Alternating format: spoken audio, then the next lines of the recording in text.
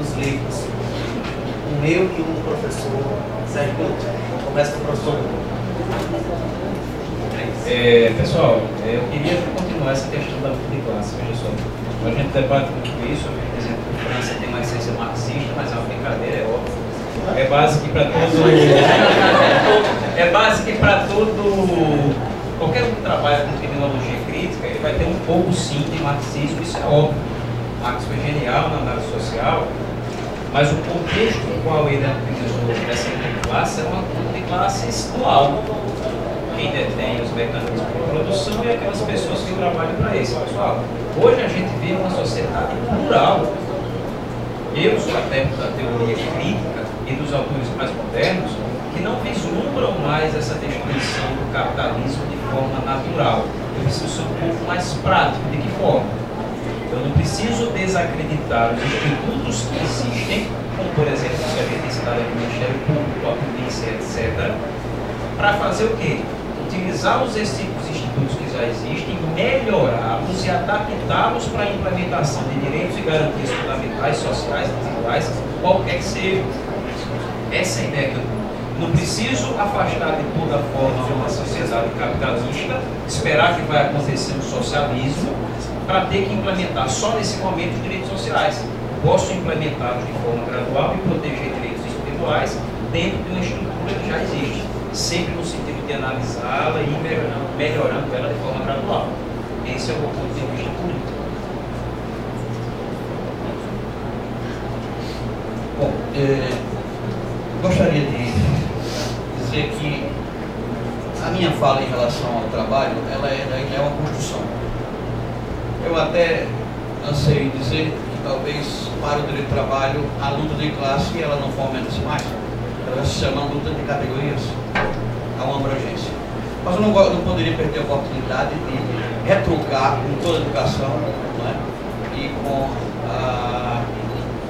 alegria também, um dado que o nobre colega Tiago bota, quando se referiu ao núcleo de ressocialização. Nossos trabalhos nós também temos um. O Ministério Público do Trabalho ele fez uma pesquisa em relação à remissão da pena e constatou, por incrível que pareça, na proporção de que uma grande maioria, não é o caso da sua pesquisa, né? O pessoal deu prosseguimento à música, né? Como se fosse uma situação de circuito. Uma grande parte, eu posso dizer que o levantamento que foi feito chegou em torno de 42%, é um número muito alto. Uma grande parte, claro, efetivamente nós temos uma gama de pessoas lá dentro que nós não podemos ler a mente. Uma grande parte estava preocupada na diminuição da pena. E uma grande parte também, após a consecução disso, seja por qualquer motivo, né, não retornou mais àquela atividade. Outros chegaram, mas não retornou. E aqui quero fazer um dado interessante, que é da área trabalhista, por incrível que pareça, até hoje, em 29 anos de advocacia trabalhista, eu não vi nenhuma reclamação trabalhista que envolvesse um ex-advogado. Não é verdade? Eu nunca vi. Não é? Eu nunca vi. Mas isso não quer dizer que a situação não seja adequada. Efetivamente, se pretende ser útil, não é? Não ser. Isso é solidariedade. Então, de um modo geral, eu penso o seguinte, a parte trabalhista ela ainda precisa muito efetivamente ser discutida. Nós estamos ainda dando um primeiro passo. São poucos autores que se atreveram a discutir isso. Eu, na minha pequenez, né, atendendo a ordem de um grande comandante, efetivamente, estou no posto, aguardando os acontecimentos que estão rolando. Se passar o projeto, será muito interessante. Quero agradecer, foi muito interessante, agradecer aos meus colegas que contribuíram, desde a sociologia até a essência da luta de classe, né? Inclusive, eu acho que o França parece muito com Marx. E espero que na próxima vez eu tenha uma cadeira, se não cativa, pelo menos no porque eu estaria aplaudendo. Muito obrigado a todos. Bom, essa é a minha última fala, e é sempre muito difícil, né? Porque eu sempre quero falar e fico apanhando. Então eu vou terminar dizendo uma coisa que me parece muito importante, que é óbvio, mas que às vezes é esquecido, às vezes a gente esquece. Para falar de prisão, a gente tem que falar de liberdade. E é muito comum que a sociedade se imagine presa. Cada vez mais a gente está centrado em espaços fechados. Vou até novamente lembrar do Dário, que igual ao xará dele veio trazendo a guerra aqui, né? Veio trazendo o conflito, que é sempre muito bom. Mas o Dário, que é geógrafo, sabe bem disso. Cada vez mais a gente tem uma geografia urbana de exclusão. Cada vez mais a gente está se encarcerando em espaços privados. Cada vez mais eu imagino lazer dentro de um shopping, que é um espaço de exclusão por essência. Só entra quem tem dinheiro. E lógico que isso se reflete na punição que a sociedade elege como a principal forma de sanção. Então, enquanto a gente não começar a pensar em formas de sociabilização, enquanto a gente não conquistar novamente espaço público, enquanto a gente fortalecer enquanto sociedade, a gente vai continuar utilizando a prisão como a única forma de sanção, porque na prática acaba sendo assim, e banalizando esse instrumento que deveria ser tão excepcional, que deveria ser tão raro.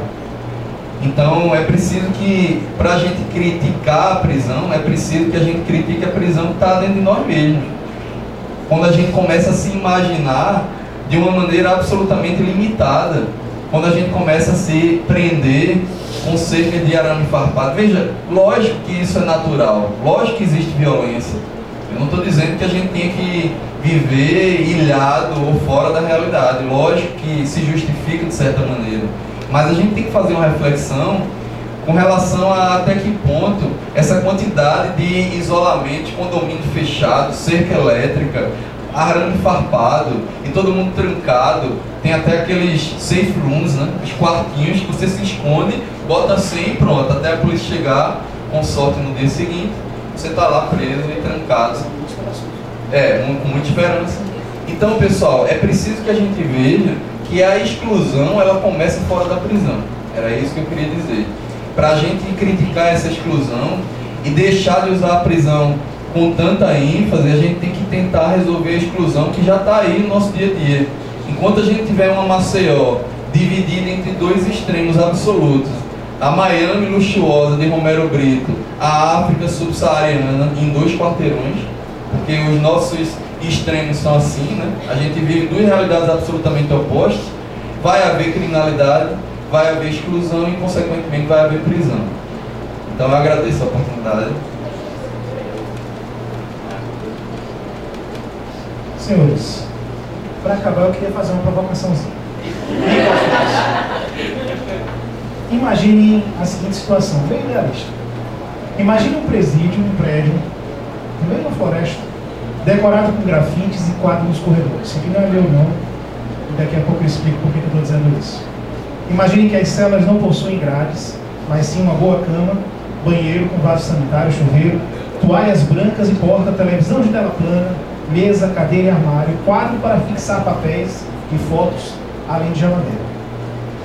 Imagine que nesse presídio tem uma ampla biblioteca, ginásio de esportes, campo de futebol, chalés para os presos receberem os familiares, estúdio de gravação de música e oficinas de trabalho.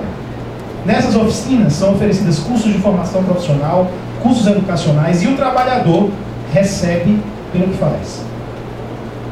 Senhores, idealismo isso.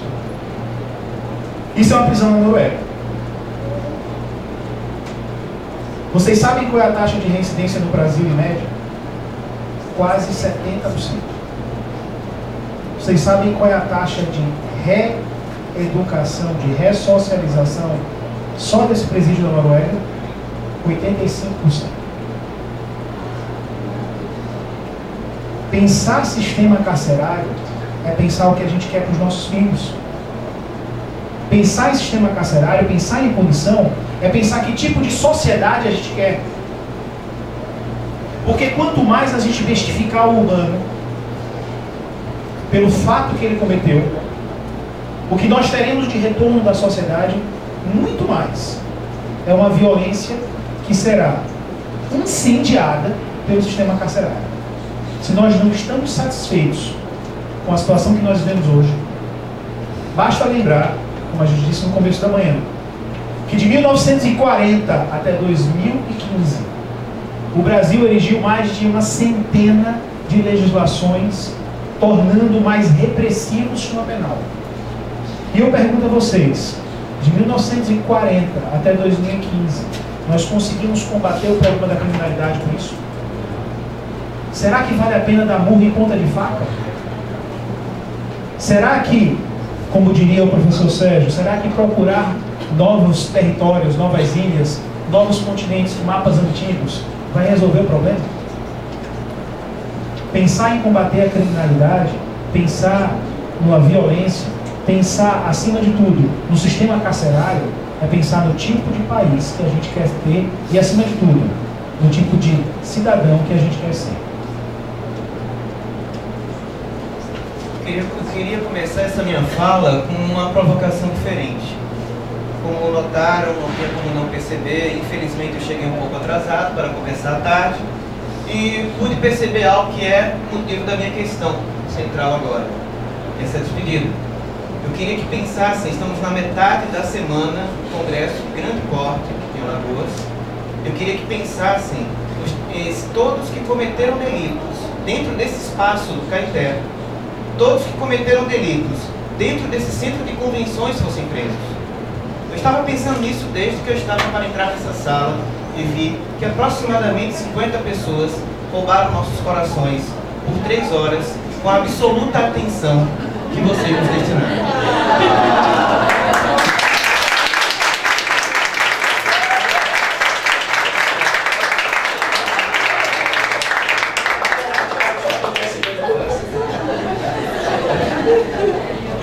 Falou o quê agora? Abra seu coração. Bom, só para agradecer, realmente esse é um tema extremamente apaixonante, né? Direito penal, sistema criminal, e tem isso. Ou você odeia ou você ama. Independente disso, você tem que conver. Exatamente. Uma hora a gente se depara com ele. Mas eu fecho esse nosso encontro e logo em seguida a gente faz um sorteio dos livros, lembrando um poeta que eu gosto muito, faleceu ano passado, Rubem Alves. Rubem Alves tem um livro que eu reputo como um dos grandes livros dele. Ostra feliz não faz pérola. E ele inaugura o livro com esse ponto. A ostra, ela, para produzir a pérola, que é o objeto de desejo de muita gente, muito valioso, ela precisa de uma inquietação. Ela precisa de um grãozinho de areia que a incomoda e a partir dali ela reveste esse grão de areia e transforma num objeto de desejo, como disse, de muita gente. É o que nós procuramos fazer aqui. Inquietá-los, incomodá-los, porque é o que nós vivenciamos. É com o que nós nos deparamos. E eu espero, sinceramente, que nós tenhamos conseguido esse intento. Não é à toa que um dos grandes filósofos do direito, certamente muitos aqui admiram, que é o professor Ferraioli, italiano, tem um livro chamado Direito e Razão, onde ele institui uma teoria chamada de garantismo penal, que ele reforça aquilo que já havia sido dito por Montesquieu. A história das penas é infinitamente mais gravosa, mais sofrível do que a história dos crimes. E se a gente parar para refletir, para pensar um pouco sobre isso, de fato é preocupante a forma como o Estado tem lidado com esses problemas, com esses conflitos, sempre da maneira mais invasiva, mais traumática, mais estigmatizante, mais rotulante, não só para aquele que é acusado de desvio, mas para todo mundo, inclusive para a vítima. É a ideia de que eu posso resolver um problema ou posso amainar uma dor causando outra. Não é dessa forma que no ambiente democrático nós devemos praticar, exercer resolução de conflitos. É muito do que eu acabo defendendo, muitas vezes até sou criticado, porque é a essência da doutrina abolicionista. É a essência daquilo que Husserl acaba falando para nós, que o direito penal causa mais mal do que aquele que ele diz procurar evitar. Eu sinceramente não tenho me preocupado em tornar o direito penal melhor. A minha preocupação é encontrar algo melhor que o direito penal para a resolução de conflitos. Professor, eu encerro citando uma passagem de um poeta, salvo engano, português, chamado José Régio, que eu não conhecia, mas que um colega lá do Espírito Santo, que faz parte também da Coordenação Nacional de Acompanhamento do Sistema Carcerário, ele, ao prefaciar o meu livro, colocou um trecho desse poema que me chamou a atenção. E é muito do que eu penso, e muito do que ele também pensa, muito do que os abolicionistas pensam. Diz o poema: vem por aqui, dizem-me alguns com os olhos doces, estendendo-me os braços e seguros de que seria bom que eu os ouvisse.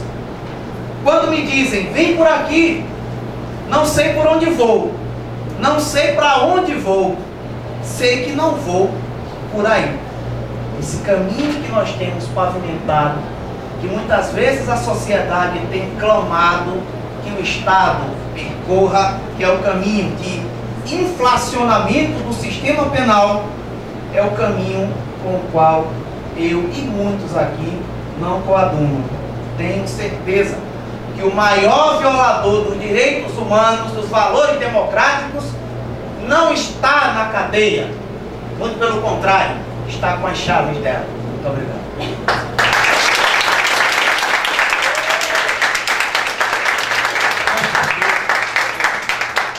O meu livro do professor Célio, Metodologia para Pesquisas Jurídicas e Sociais, que falei no início. Alguém faz aniversário hoje aqui? Hoje? Ontem? Amanhã? Desse ano? Essa semana? Esse mês? Esse mês ano que vem, por favor. Sério?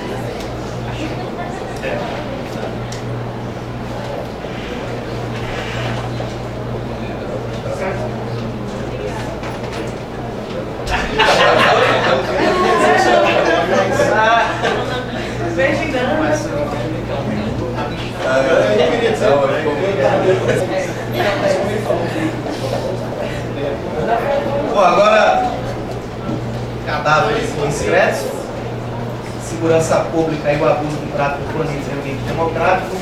Vou pedir para você, por favor, dizer o número de 1 a 50. De 1 a 60.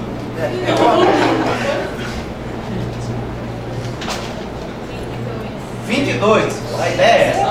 1, 2, 3, 4, 5, 6, 7, 8, 9, 10, 11, 12, 13, 14, 15, 16, 17, 18, 19, 20, 21 e 2. Diana. Você de óculos. Você de óculos. De manhã você de óculos. Faz 20 pessoas de óculos.